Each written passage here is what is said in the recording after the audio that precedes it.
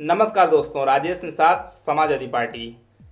एक जिम्मेदार नागरिक होने के नाते अगर आपने कहीं पर पैसा दिया है गरीबों की मदद के लिए, तो क्या आपको इतना भी जानने का अधिकार नहीं है कि उस पैसे को सरकार ने कब, कहां और कैसे खर्च किया है, कि उस पैसे को सरकार ने गरीबों तक कैसे पहुंचाई है, क्या सरकार ने सचमुच गरीबों की मदद की है कि नहीं। उस पैसे को इतना तो जानने का अधिकार होना चाहिए आपको, और एक जिम्मेदार नागरिक होने के नाते आपको ये जानना भी चाहिए कि आपके पैसे को सरकार कैसे खर्च कर रही है। इस बात को पूछना भी चाहिए। मैं बात कर रहा हूँ पीएम फंड केयर की। पीएम फंड केयर जब लॉन्च हुआ उसके एक हफ्ते के अंदर ही उसमें 7,000 करोड़ रुपए डोनेट कर दिए गए जनता द्वारा, और बहुत पैसा डोनेट हुआ। इस समय हाल में ये खबर आ रही है कि 2 महीने के बाद पीएम फंड केयर में आरटीआई दाखिल की गई थी, ये जानकारी लेने के लिए कि सरकार बताए कितना पैसा आया है पीएम फंड केयर में और कितना पैसा उसमें से कब, कहां और कैसे गरीबों पर खर्च हुआ है।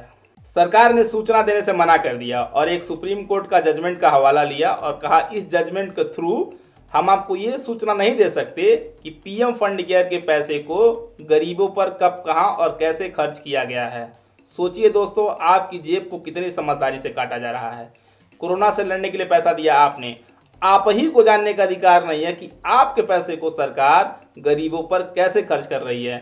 अगर देखा जाए तो पीएम फंड केयर की कोई ज़रूरत नहीं थी, क्योंकि हमारे देश में पहले से पीएमएनआरएफ था, यानी prime minister national relief fund, जो कि 1948 में पंडित जवाहरलाल नेहरू ने बनाया था, और अभी तक उसमें 3,500 करोड़ से ज़्यादा पैसे थे भी।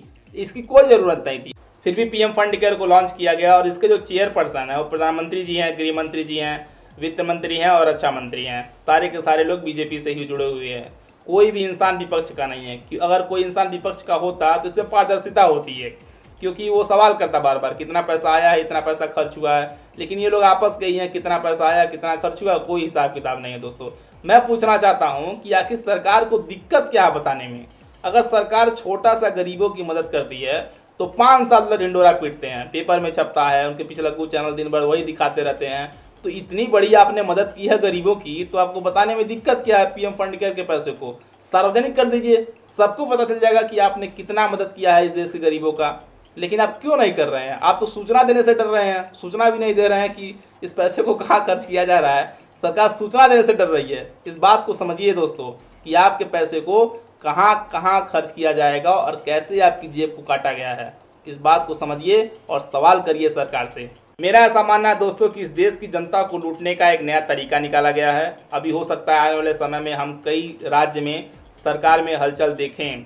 इसका नतीजा हो सकता है कि पीएम फंड केयर के पैसे का इस्तेमाल हो सके, क्योंकि एक ऋषभ गिरी नाम के एक व्यक्ति हैं जो बीजेपी के लिए काम करते हैं। उन्होंने कहा कि ट्विटर पर लिखा कि 6 महीने के अंदर आप महाराष्ट्र में बीजेपी की सरकार देखेंगे।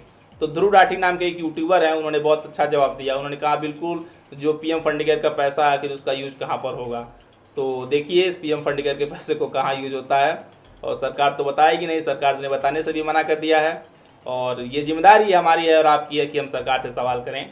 मिलेंगे अगले वीडियो में, तब तक के लिए नमस्कार। जय समाजवाद, जय अखिलेश, भारत माता की जय।